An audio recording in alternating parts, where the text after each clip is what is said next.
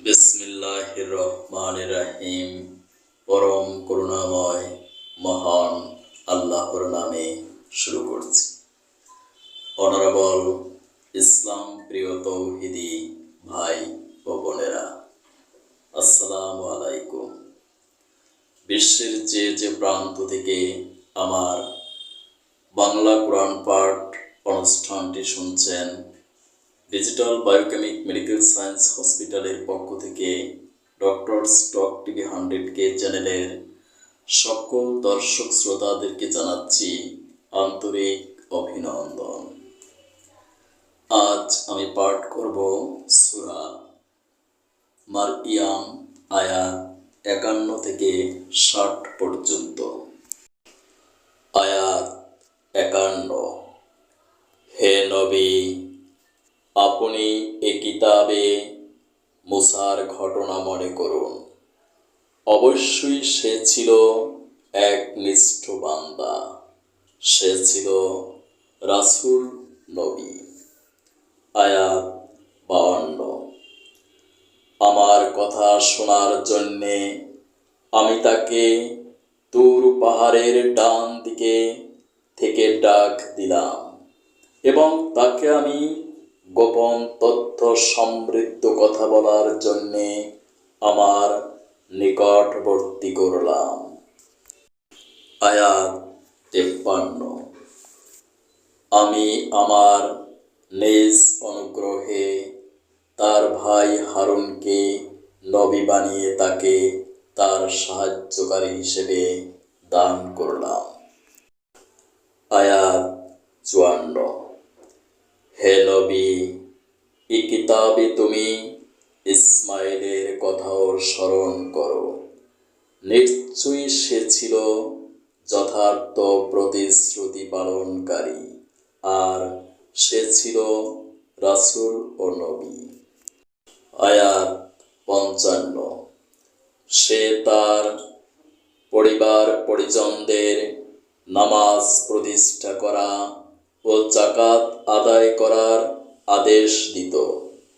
উপরন্তু সে ছিল তার একান্ত প্রভুর পছন্দনীয় ব্যক্তি। আয়াত 56। হে নবী, আপনি এ কিতাবে ইদ্রিসের কথাও স্মরণ করুন। সেও ছিল একজন সত্যবাদী নবী। আয়াত 57। আমি তাকে উচ্চ মর্যাদায় সমাসীন করেছিলাম। আয়াত 58। এরা হচ্ছে সেসব নবী যাদের উপর আল্লাহ তাআলার অনুগ্রহ করেছেন। এরা সবাই ছিল আদমের বংশোদ্ভূত, যাদের তিনি মহাপ্লাবনের সময় নূহের সাথে নৌকায় আরোহণ করেছিলেন। এরা তাদেরই বংশধর লোক। এদের কিছু লোক ইব্রাহিম ও ইসমাইলের বংশোদ্ভূত। উপরন্তু যাদের তিনি হেদায়েতের আলো দান করেছিলেন এবং যাদের তিনি মনোনীত করেছিলেন, এরা হচ্ছে তাদেরই অন্তর্ভুক্ত। এদের অবস্থা ছিল এই: যখনই এদের সামনে পরম করুণাময় আল্লাহ তাআলার আয়াত সমূহ তেলাওয়াত করা হতো, তখন এরা আল্লাহ তাআলাকে সিজদা করার জন্য ক্রন্দনরত অবস্থায় জমিনে লুটিয়ে পড়ত। সিজদা সিজদাহ পাস। আয়াত 59। তাদের পর তাদের অপদার্থ বংশধরেরা এলো, তারা নামাজ বরবাদ করে দিল এবং নানা পাশবিক লালসার অনুসরণ করল। অতএব শীঘ্রই তারা তাদের এ গোমরাহির পরিণাম ফলের সাক্ষাৎ পাবে।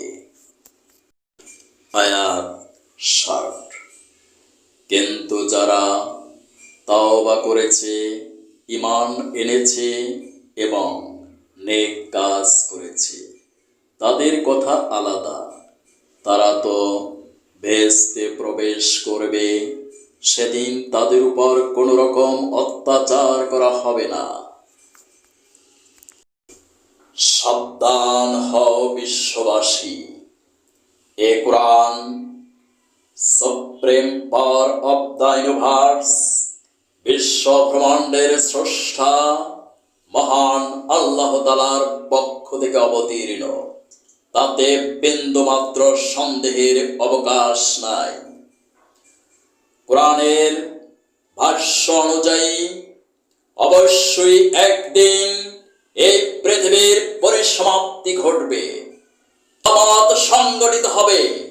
সেদিন স্বয়ং আল্লাহ তাআলা তোমার সমস্ত কৃতকর্মের হিসাব পাই টু পাই গ্রহণ করবেন। সেদিনকে ভয় করে মহান আল্লাহ তাআলার কোরআনকে ব্যক্তি জীবনে বাস্তবায়ন করো। এ কোরআন শুধুমাত্র মুসলমানদের জন্যই নয়, for all human beings in the world, সমগ্র বিশ্ববাসীর জন্য। আমি বিশ্ববাসীকে বিনীত বাক্যে অনুরোধ করব, আপনারা ব্যক্তি জীবনে কোরআন বাস্তবায়নের লক্ষ্যে আমার প্রতিষ্ঠিত প্রতিষ্ঠান কোরআন গবেষণা ও বাস্তবায়ন পরিষদের সদস্য হন, পারলৌকিক মুক্তি অর্জন করুন। এই প্রতিষ্ঠানের সদস্য হওয়ার জন্য কোনো টাকা পয়সার প্রয়োজন নেই, কারণ এটি নন পলিটিক্যাল অর্গানাইজেশন, একটি অরাজনৈতিক সংগঠন। তাই যে কেউ এই ভিডিওটিতে একটি লাইক দিয়ে আমার কোরআন গবেষণা ও বাস্তবায়ন পরিষদের সদস্য হতে পারবে।